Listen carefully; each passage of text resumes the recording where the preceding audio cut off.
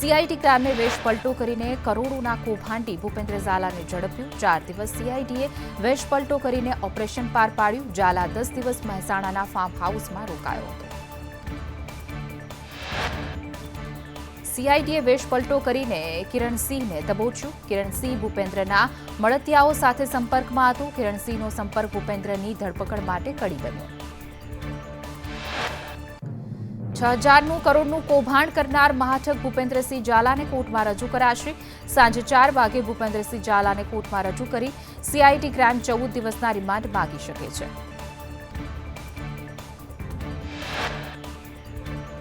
CID ક્રાઇમે 6,000 કરોડના મહાઠગ ભૂપેન્દ્ર ઝાલાની ધરપકડ કરી। પીઝેડના સંચાલક ભૂપેન્દ્ર ઝાલાની મહેસાણા જિલ્લાની હદમાંથી ધરપકડ થઈ। મહાઠગ ભૂપેન્દ્ર ઝાલા ગુજરાત બહાર જ નાસ્તો ફરતો હતો, પરંતુ છેલ્લા 15 દિવસથી તે ગુજરાતમાં જ હતો।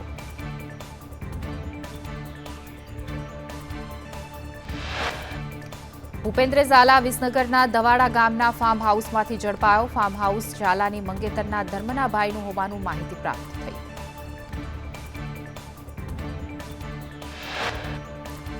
કોઈ યુવતી મંગેતરના ભાઈ પાસે સલાહ લેવા ગઈ હતી। ફાર્મ હાઉસમાં યુવતી ઝાલા માટે સલાહ લેવા ગઈ હતી। સલાહ લેવા જનાર યુવતી પોલીસ ઇન્સ્પેક્ટર હોવાનું સૂત્રોની માહિતી।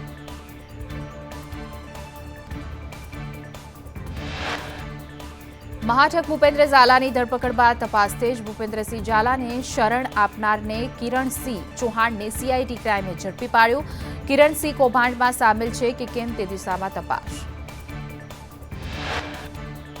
ભૂપેન્દ્ર ઝાલાને શરણ આપી મદદ કરવામાં થઈ શકે છે ધરપકડ। કિરણસિંહને નેતા બનવાનો પણ ભારે અબરખો હતો। ભવાની સેના ગુજરાતનો કિરણસિંહ ચૌહાણ અધ્યક્ષ છે। ખ્યાતિકાંડને લઈને પીએમજેવાય સાથે સંકળાયેલા 3 આરોપીઓની ધરપકડ। એન્સર કંપનીના હેડ નિખિલ પારેખની ધરપકડ થઈ। પીએમજેવાયના અધિકારી મિલાપ પટેલ અને પીએમજેવાયના જનરલ મેનેજર શૈલેષ આનંદની પણ ધરપકડ।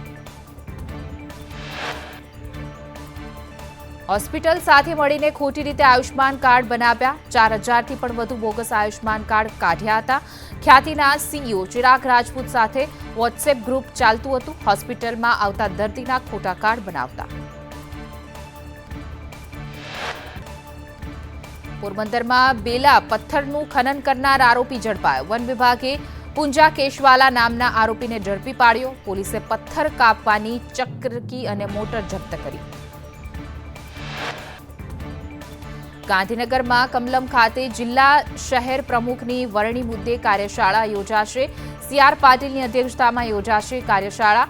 જિલ્લા સંગઠનના ચૂંટણી અધિકારીઓ કાર્યશાળામાં હાજર રહેશે। સુરત મનપાએ મંજૂરી વગર ડેપ્યુટી સીએફઓ બનાવી દેતા સરકારનો ઝટકો। બઢતીથી ભરવાની દરખાસ્ત સરકારે ફગાવી દીધી। એસપી ધોબી અને જગદીશ પટેલને બઢતી અપાઈ। બઢતીનો ઓર્ડર રદ કરવાની આવી શકે છે નોબત। ભાવનગરમાં આવતીકાલે પાણી કાપ રહેશે। પાઇપલાઇનમાં ભંગાણ સર્જાતા પાણી કાપ રહેશે। Airport road, Ghogha road, Subhashnagar સહિતના વિસ્તારમાં રહેશે પાણી કાપ। છોટાઉદેપુરના નસવાડીમાં પ્રેમીના ત્રાસથી પ્રેમિકાનો આપઘાત। આરોપીઓએ અપશબ્દ બોલતા યુવતીએ ઝેરી દવા પીને જીવન ટૂંકાવ્યું। પિતાની ફરિયાદના આધારે પોલીસે રાકેશ વસાવાની ધરપકડ કરી।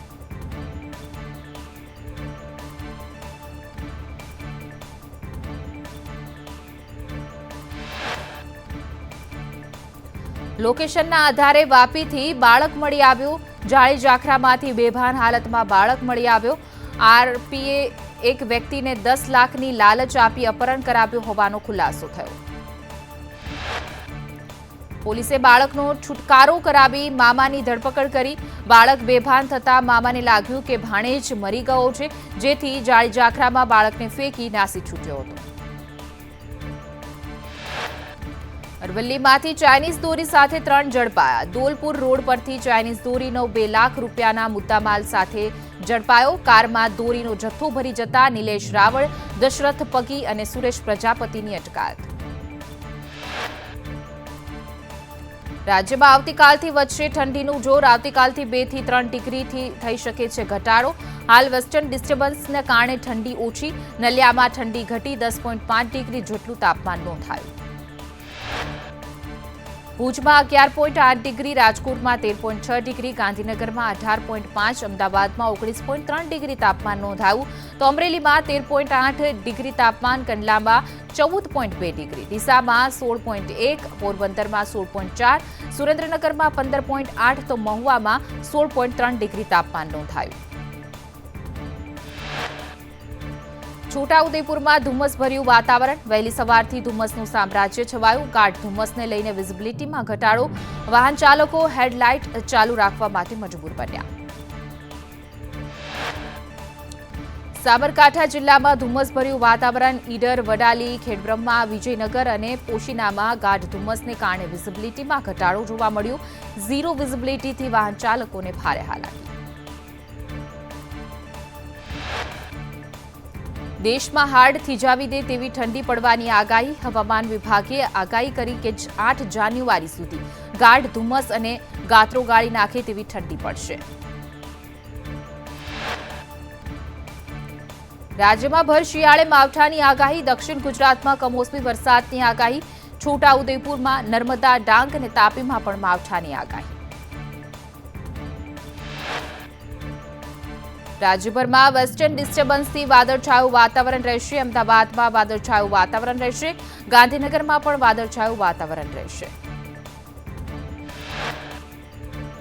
દિલ્હીમાં પણ સતત બીજા દિવસે વરસાદી માહોલ, રાજસ્થાનના જયપુર સહિતના વિસ્તારોમાં વરસાદ, મથુરામાં પણ વહેલી સવારે ધોધમાર વરસાદ, રાજસ્થાન, ઉત્તર પ્રદેશમાં કરા સાથે વરસાદ પડવાની છે આગાહી.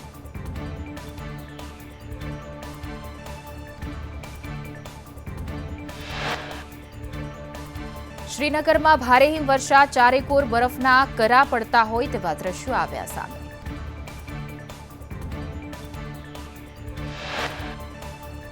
જમ્મુ અને કાશ્મીરના અનંતનાગમાં ભારે હિમવર્ષા થતા ચારેકોર સફેદીનું સામ્રાજ્ય જોવા મળ્યું. બાળકો હિમવર્ષાની મજા માણતા નજરે પડ્યા. હિમાચલમાં વરસાદ અને હિમવર્ષાને કારણે રાજ્યમાં 3 રાષ્ટ્રીય ધોરીમાર્ગ સહિત 136 રસ્તાઓ ફરીથી બ્લોક થયા. સોલંગનાલા અને પાલચન વચ્ચે 1500થી પણ વધુ વાહનો ફસાયા. પોલીસ અને વહીવટીતંત્રએ રેસ્ક્યુ ઓપરેશન આદર્યું. હિમાચલમાં 2 દિવસના તડકા બાદ ફરી હિમવર્ષા શરૂ થઈ. કુકરી, નારકંડા અને ડેલહાઉસ સહિત અનેક વિસ્તારમાં હિમવર્ષા થઈ. શિમલા, કુલ્લુ, કાગડા, લાહોલ, સ્પીતિ, કિન્નોર, ચંબા અને સિરમોરના પર્વતો પર હિમવર્ષા શરૂ. રોહતાંગ પાસની સાથે જલોડી પાસ, અટલ ટનલ, સિસુ, કોક્સર, લાહોલ, ભરમોર, ડેલહાઉસી, પાંગી અને ચુરહા સહિત કિહાર પર્વતોમાં હિમવર્ષા થઈ. શિમલા ઉપરાંત કાગડા, હમીરપુર, મંડી, બિલાસપુર અને ઉનામાં પણ વરસાદ. શિમલામાં ભારે બરફવર્ષાના દ્રશ્યો આવ્યા સામે. હિમવર્ષાનો આનંદ માણવા દૂર દૂરથી પ્રવાસીઓ શિમલા ઉમટ્યા.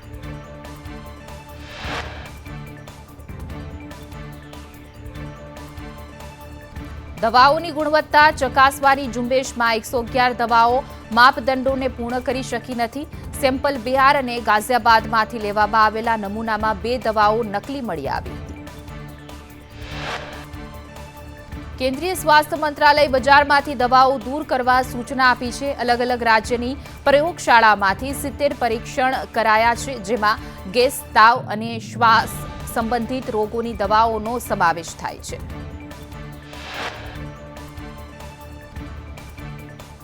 દિવંગત ડોક્ટર મનમોહન સિંહના આજે નિગમબોધ ઘાટ પર અંતિમ સંસ્કાર. સંપૂર્ણ રાજકીય સન્માન સાથે ડોક્ટર સિંહને અપાશે વિદાય. થોડી જ વારમાં પંચતત્વમાં વિલીન થશે. દિલ્હીમાં કોંગ્રેસ હેડક્વાર્ટર પર ડોક્ટર મનમોહન સિંહના નશ્વદેહને અંતિમ દર્શન માટે રખાયો હતો. ત્યારબાદ અંતિમ યાત્રા. ડોક્ટર મનમોહન સિંહના સ્મારકને લઈને વિવાદ. કેન્દ્રીય ગૃહમંત્રી શાહે કહ્યું, ટ્રસ્ટની રચના બાદ જગ્યાની ફાળવણી થશે. જ્યાં અંત્યેષ્ટિ ત્યાં સ્મારક બનાવવાની કોંગ્રેસની માંગ. અકાલી દળ સહિતના દળોની પણ અંત્યેષ્ટિ સ્થળ પર સ્મારકની માંગ.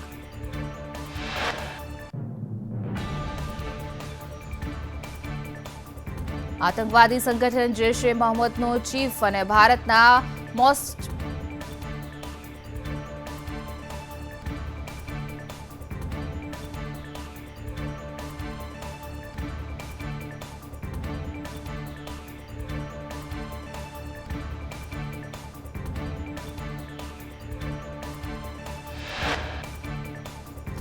આતંકવાદી સંગઠન જૈશ-એ-મોહમ્મદનો ચીફ અને ભારતના મોસ્ટ વોન્ટેડ આતંકી મસૂદ અઝહરને હાર્ટ એટેક આવ્યો. મસૂદ અઝહર અફઘાનિસ્તાનના ખોસ્ત પ્રાંતમાં આતંકીઓને ટ્રેનિંગ આપી રહ્યો હતો ત્યારે જ તેને હાર્ટ એટેક આવ્યો. આતંકી મસૂદ અઝહરને હાલ સારી સારવાર માટે પાકિસ્તાન લાવવામાં આવ્યો હતો. કરાચીની મિલિટરી હોસ્પિટલમાં મસૂદ અઝહરની સારવાર ચાલી રહી છે. ઇસ્લામાબાદથી કાર્ડિયોલોજિસ્ટ પણ સારવાર માટે આવી રહ્યા છે.